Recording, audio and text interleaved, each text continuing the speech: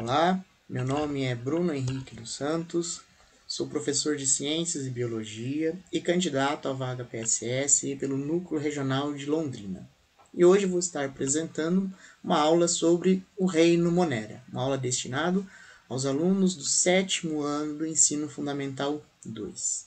Bem, o objetivo dessa aula é compreender as características dos organismos que fazem parte do Reino Monera. O que é esse Reino Monera? O que significa isso? Reino é um território? É algum lugar governado por um rei? Não, não é nada disso. Todos os seres vivos, eles são organizados, eles são agrupados em 5 grandes grupos, que nós chamamos de reinos.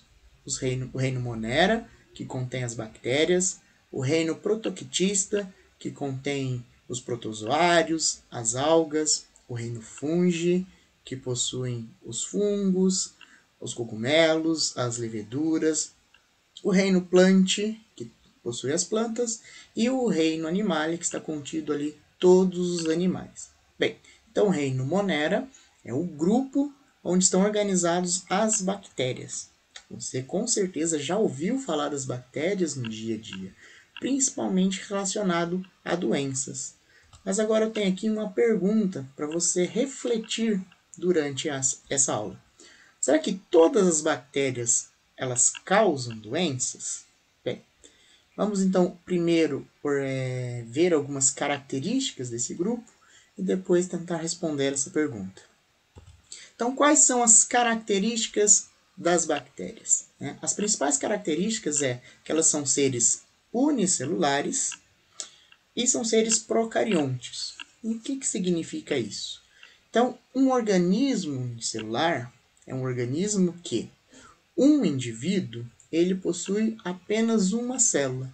Então, aqui nessa imagem, na parte superior dessa imagem, cada um desses organismos ele é composto por uma única célula. Em contrapartida, nós temos os organismos pluricelulares. São os organismos que são formados por muitas células. Então, por exemplo, os cachorros, os gatos, nós, seres humanos, as plantas, são organismos que são formados por muitas células. Então, as bactérias são seres unicelulares. Cada indivíduo, cada bactéria é formado por uma única célula. E também são seres procariontes. O que significa isso? Existe 2 tipos de células. As células procariontes e as células eucariontes. Então, as células procariontes são células mais simples, onde o material genético dessa célula, ou seja, o DNA, ele fica espalhado dentro da célula.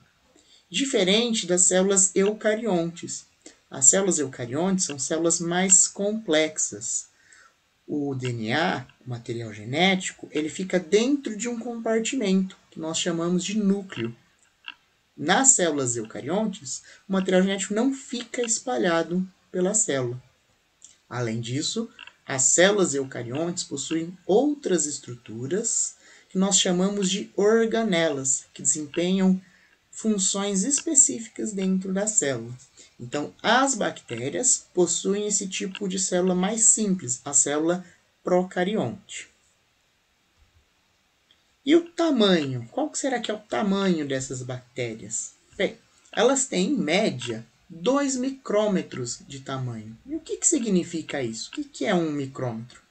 Se você pegar 1 milímetro, que é aquele tracinho que tem lá na régua, e dividir por 1000, cada uma dessa parte é 1 micrômetro. Então, em média, as bactérias têm 2 micrômetros de tamanho. Ou seja, ela é tão pequenininha que não é possível ver elas a olho nu. Você precisa de um microscópio, você precisa de um instrumento para conseguir visualizar as bactérias.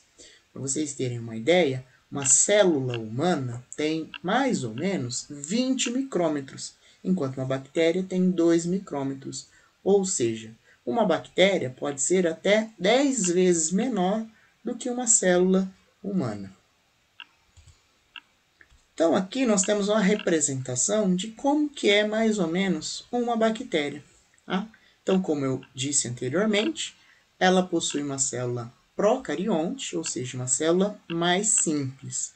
Então, nós temos aqui uma cápsula que envolve toda a bactéria. Isso daqui é como se você pegasse uma bactéria e cortasse no meio para poder ver as estruturas dentro dela. Então, temos uma cápsula que envolve a bactéria, uma parede celular, aqui representada em amarelo. Dentro dessa parede celular, nós temos uma membrana. Lembrando que membrana é uma estrutura que todas as células possuem, seja essa célula procarionte ou eucarionte. Dentro dessa membrana, nós temos o citoplasma. O citoplasma é o interior da célula. E aqui no meio nós temos o material genético. Lembrando que nas bactérias, o material genético encontra-se espalhado pelo citoplasma. Já essas bolinhas azuis, aqui representadas, são os ribossomos. São estruturas que produzem proteínas que a bactéria vai utilizar.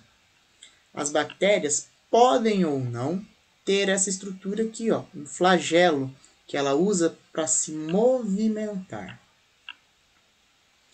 E que tipos de bactérias a gente tem? A gente tem vários formatos de bactérias, que a gente chama de morfologia das bactérias. Então, elas podem ser esféricas, elas podem ter formato de bastão. Tá? Quando elas são esféricas, nós chamamos ela de cocos. Se elas são esféricas, mas elas formam uma colônia, ou seja, junta várias bactérias ali e ficam unidas, a gente chama de streptococcus. Se ela tiver um formato de bastão, a gente chama de bacilo. Elas podem ter ainda formato de vírgula, nesse caso chamamos de vibrião. E ela também pode ter um formato espiralado, né, de espiral, nesse caso a gente chama de espirilo. O nome científico de uma bactéria, né, pode informar, por exemplo, o formato que ela possui. Aqui nós temos um exemplo da Lactobacillus bulgaricus, que é uma bactéria que é utilizada na produção do iogurte. Né? Então, pelo nome Lactobacillus, nós já conseguimos, né, perceber que ela é uma bactéria em formato de bastão, por causa desse nome Bacillus. Esse exemplo também aqui mostra que nós, humanos, utilizamos as bactérias também para fins industriais, por exemplo, que é a produção do iogurte. E aonde que vivem essas bactérias? Né?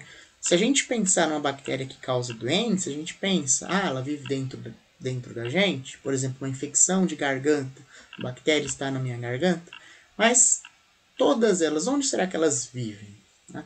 Nós podemos encontrar as bactérias em todos os lugares.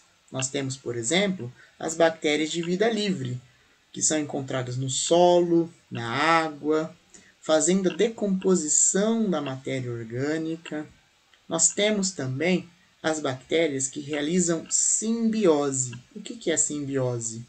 São quando dois organismos vivos convivem juntos, geralmente em troca de benefícios, né? Como se um estivesse fazendo um favor para o outro. Por exemplo, nós temos as bactérias que vivem no nosso intestino. Elas nos auxiliam na digestão e nós fornecemos um local para elas ficarem. E tem também as bactérias que causam doenças, como por exemplo uma infecção de garganta ou então uma infecção urinária.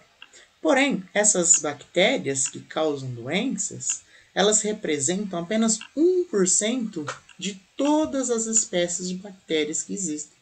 Então, existem mais bactérias que não causam doenças do que uma bactéria que causa doença. Certo?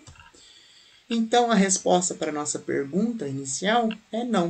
Nem todas as bactérias causam doenças. Então, retomando, as bactérias elas são organismos unicelulares, formados de uma única célula. São procariontes, que são aquelas células mais simples. São microscópicas, não são possíveis de serem visualizadas a olho nu. Né? Possuem morfologia variada, ou seja, têm vários formatos e estão presentes em diversos hábitats. Bem, por hoje é isso. Obrigado pela atenção